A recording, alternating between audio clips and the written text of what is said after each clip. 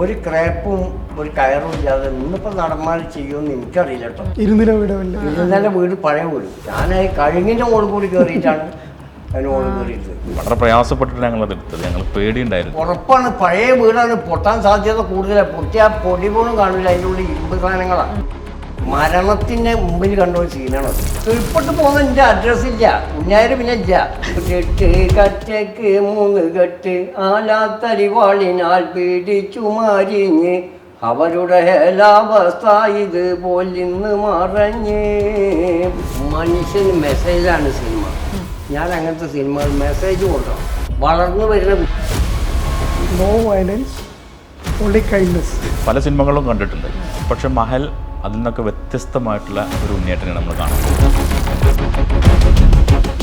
എന്നാലോ അതു വേണ്ട, പുറത്തേക്കൊന്നു രൂപായി എടുത്തു തരുമോ നീയും വെറും കൂലായി. അതിൽ കിടക്കാൻ സമ്മതം തന്നാൽ മതി അമ്മായി.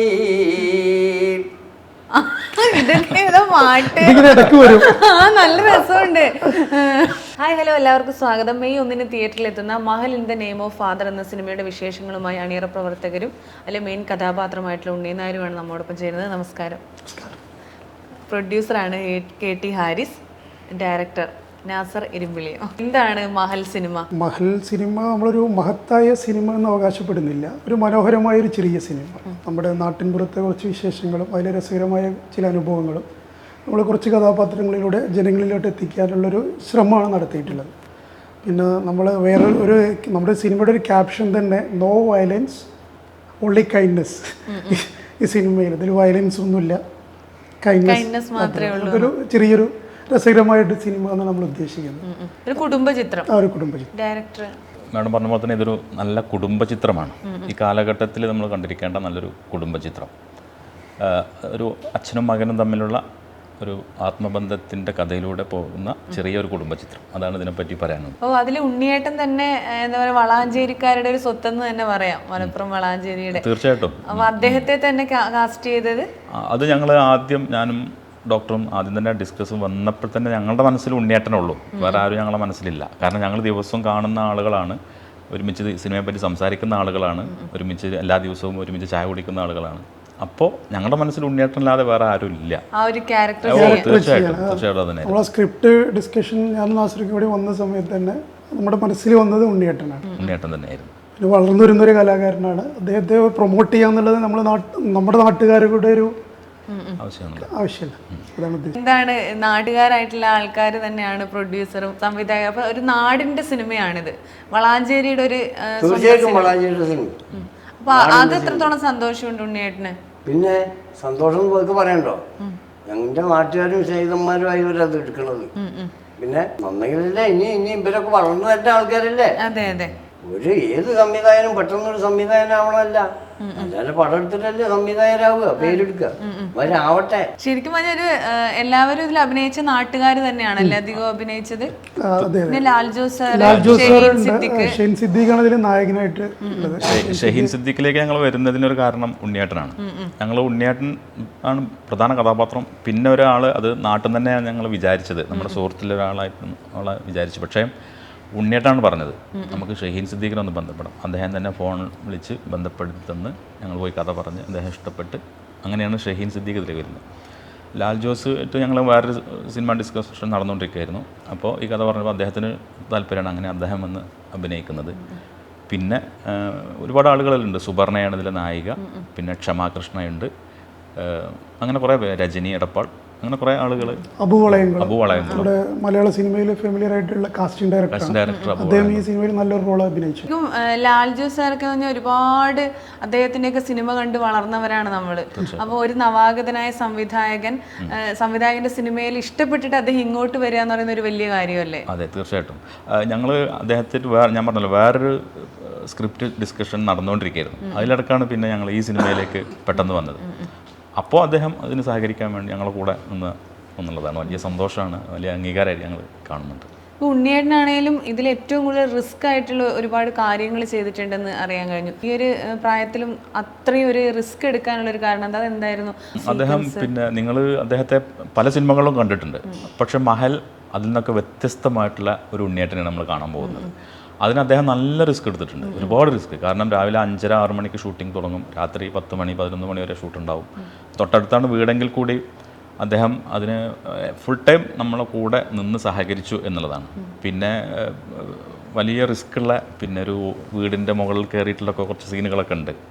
വളരെ പ്രയാസപ്പെട്ടിട്ട് ഞങ്ങളത് എടുത്തത്, ഞങ്ങൾ പേടിയുണ്ടായിരുന്നു. പക്ഷെ ഉണ്ണിയേട്ടൻ പറഞ്ഞാൽ അത് കുഴപ്പമൊന്നുമില്ല, നമുക്ക് ചെയ്യാം എന്നൊക്കെ പറഞ്ഞ് അടിപൊളിയായിട്ട് ചെയ്തിട്ടുണ്ട്. അതെന്താ ഉണ്ണിയേട്ടൻ എന്താ അപ്പോൾ റിസ്ക് എടുക്കാൻ എന്താ തയ്യാറായ, ചെയ്യാന്ന് പറഞ്ഞ എന്താ പേടിയായില്ലേ? ഒരു ക്രാപ്പും ഒരു കയറും ഇല്ലാതെ ഇന്നിപ്പോ നടന്മാർ ചെയ്യുമെന്ന് എനിക്കറിയില്ല കേട്ടോ. കാരണം ഇങ്ങനെ നോക്കണം അതിന്റെ മുകളിൽ വീടിന്റെ ഒറ്റ വീടാണ്, എങ്ങനെ കയറുമ്പോ അതിന്റെ മുകളിൽ? അതെ അതെ, ഇരുനില വീടല്ലേ? ഇരുനില വീട്, പഴയ വീട്, പഴയ വീടാ. ഞാൻ കഴുങ്ങിന്റെ മുകളിൽ കൂടി കയറിയിട്ടാണ് അതിന് മുകളിൽ കയറിയിട്ട്. ഇന്നത്തെ വേറെ ആളെ കിട്ടുവോ? സാധിക്കോ? അത് ശരിക്കും യോഗയും കളരിയൊക്കെ അതിന് ഉൾപ്പെട്ട് പോന്നാലും അതിന്റെ നേക്കിന് പോയി വീഴാന്നുള്ള ഒരു ധൈര്യം. വീണാലും 4 കാലിൽ വീഴാന്ന് പറഞ്ഞു. കാരണം ഉറപ്പാണ്, പഴയ വീടാണ്, പൊട്ടാൻ സാധ്യത കൂടുതലാണ്. പൊട്ടിയ പൊടി പോലും കാണില്ല, അതിൻ്റെ ഉള്ളിൽ ഇരുമ്പ് സാധനങ്ങളാണ്. അതെ അതെ, മരണത്തിന്റെ മുമ്പിൽ കണ്ട ഒരു സീനാണത്. അതുകൊണ്ട് തന്നെയാണ് അതിനുള്ള ഒരു അംഗീകാരമാണ് ഒരു ഫിലിം ക്രിട്ടിക്സ് അവാർഡ്. ഇത്രയും കിട്ടുന്നത് ഞാൻ ആ ഒരു രംഗം എന്റെ വയറ്റിന്റെ ഉള്ളിൽ തീയത് എപ്പോഴും ആലോചിക്കുമ്പോൾ തീയാണ് ആ രംഗം. കീഴ്പ്പെട്ട് പോകുന്ന എന്റെ അഡ്രസ് ഇല്ല, ഉണ്ണായിരം പിന്നെ ഇല്ല. എന്റെ ഒരു ധൈര്യം അവിടുന്ന് ഒരു ചാടാൻ തെറ്റി വന്നാല് എന്നുള്ളത്. അപ്പൊ എല്ലാ ദൈവങ്ങളെയും മനസ്സിൽ കയറിയിരുന്നതിന് മുകളിൽ. പിന്നെ നമുക്കൊക്കെ പരിചയം ഉണ്ണിയേട്ടൻ എന്നുള്ള സിനിമാ നടനെയാണ്. പക്ഷെ ഞങ്ങൾ നാട്ടുകാർക്ക് ഉണ്ണിയേട്ടനെ വേറെ കുറേ പരിചയമുണ്ട്. എന്ന് വെച്ചാൽ അദ്ദേഹം പറഞ്ഞ പോലെ തന്നെ കളരി അറിയുന്ന ഒരാളാണ്. പിന്നെ നാട്ടുംപുറത്ത് എല്ലാത്തിനും കൂടെ നിൽക്കുന്ന ഒരാളാണ്, നല്ല കർഷകനാണ്. അങ്ങനെ എല്ലാ അർത്ഥത്തിലും ഞങ്ങൾക്ക് അറിയാം അദ്ദേഹത്തെ. ഒരു നടൻ മാത്രമല്ലാതെ ഞങ്ങൾക്ക് എല്ലാ അർത്ഥത്തിലും ഞങ്ങൾക്ക് അറിയാം. അയച്ചൊന്ന് കീഴ്പ്പെട്ട് പോകുന്ന ഒരു കളരി അറിഞ്ഞിട്ടും കാര്യമില്ല. ഇത് മുറിഞ്ഞു കഴിഞ്ഞാൽ എന്തിക്കും? ശരിയാ. അപ്പൊ ഒരു നടനെ കൊണ്ട് മാത്രം പറ്റുന്ന ചില കാര്യങ്ങളുണ്ട്. അതിന് ഏറ്റവും നമ്മുടെ ഒരു മനസ്സിന്റെ ധൈര്യം. എനിക്ക് തോന്നി അത് ചെയ്യാം. ഇവരൊക്കെ ഒന്ന് മടിച്ചു. ഇവര് പല ഐഡിയ ഇട്ട് ഞാൻ പറഞ്ഞു പച്ച ഒറിജിനൽ ഐഡിയ എടുക്കണം. അപ്പൊ ഒരു കവുങ്ങപ്പുറത്തുണ്ട്, അതിന് മുകളിൽ കൂടി കേറിയിട്ട് അങ്ങോട്ട് ചാടിയതിന് മുകളിൽ സിനിമ കാണുമ്പോ നമുക്കത് ഉണ്ണിയേട്ടന്റെ യോഗാഭ്യാസവും കളരിയൊക്കെ ഇതിന് ഉപകാരപ്പെട്ടു. പ്രായം അങ്ങനെ പറയുന്നില്ല, എന്നാലും ഒരാൾക്കാരും യുവനടന്മാരൊന്നും ചെയ്യാത്തൊരു കാര്യമാണ്. ഞങ്ങള് ഗ്രീൻ മാറ്റ് പ്ലാൻ ചെയ്തതായിരുന്നു, പക്ഷെ ഉണ്ണിയേട്ടൻ തന്നെയാണ് പറഞ്ഞത് നമുക്കത് ഒരു ചെയ്യാം എന്നുള്ള രീതിയിൽ അങ്ങനെ ചെയ്തത്. Direct take. അപ്പൊ ഒറ്റ ഒന്നിൽ തന്നെ നമ്മളത് ശരിയാക്കി. രണ്ടാമത് പിന്നെ കേറാൻ പറ്റില്ലല്ലോ. കാരണം പൊട്ടുപോയി, പഴയ വീട് പൊട്ടി കഴിഞ്ഞാൽ ഉള്ളിൽ വീണ ഇരുമ്പ് സാധനങ്ങളല്ല നമ്മുടെ ശരീരത്തിലെല്ലാം. പക്ഷെ ശരിക്കും പേടിയായിരുന്നു നിങ്ങൾക്ക്? നമുക്കും പേടിയായിരുന്നു, കാരണം അതിന്റെ റിസ്ക് എലമെന്റ് ഒരുപാട്.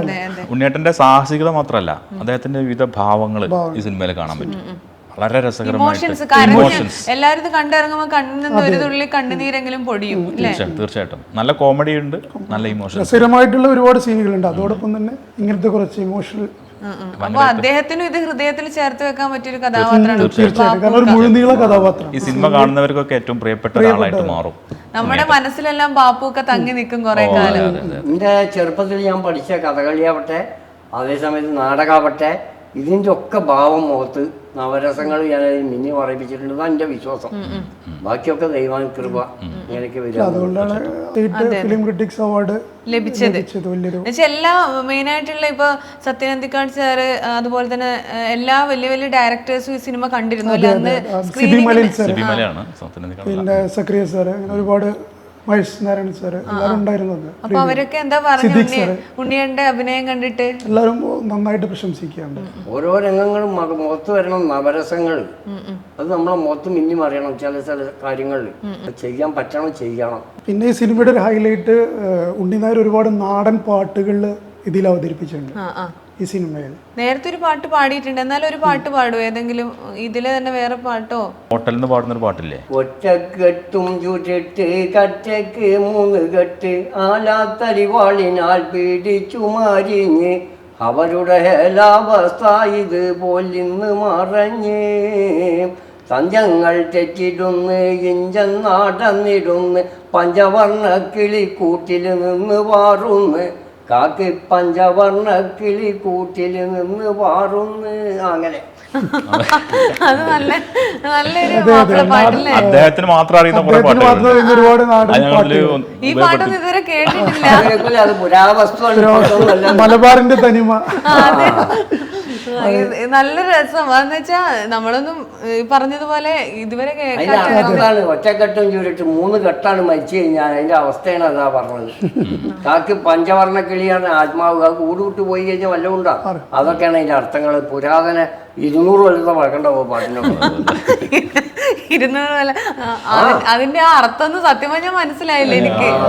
നിങ്ങൾക്ക് മനസ്സിലായോ രണ്ടാക്കും? ഞങ്ങൾക്ക് ആദ്യം പറഞ്ഞു അതുകൊണ്ട് സാരമില്ല. മനുഷ്യന് മെസ്സേജാണ് സിനിമ. ഞാൻ അങ്ങനത്തെ സിനിമകൾ മെസ്സേജ് കൊടുക്കണം. വളർന്നു വരുന്ന കുട്ടികൾക്കാവട്ടെ, വലിയ ആൾക്കാർക്കാവട്ടെ, ഒരു കുടുംബസ്ഥനാവട്ടെ, മനസ്സിലാക്കാനുള്ളതാണ് സിനിമ.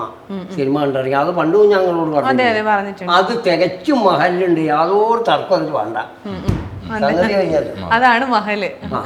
അപ്പൊ ഒരുപാട് സന്തോഷം ഇത്രയും നേരം സഹകരിച്ചതിൽ. സിനിമ നല്ലൊരു വിജയാവട്ടെ എന്ന് ആശംസിക്കും. Thank you.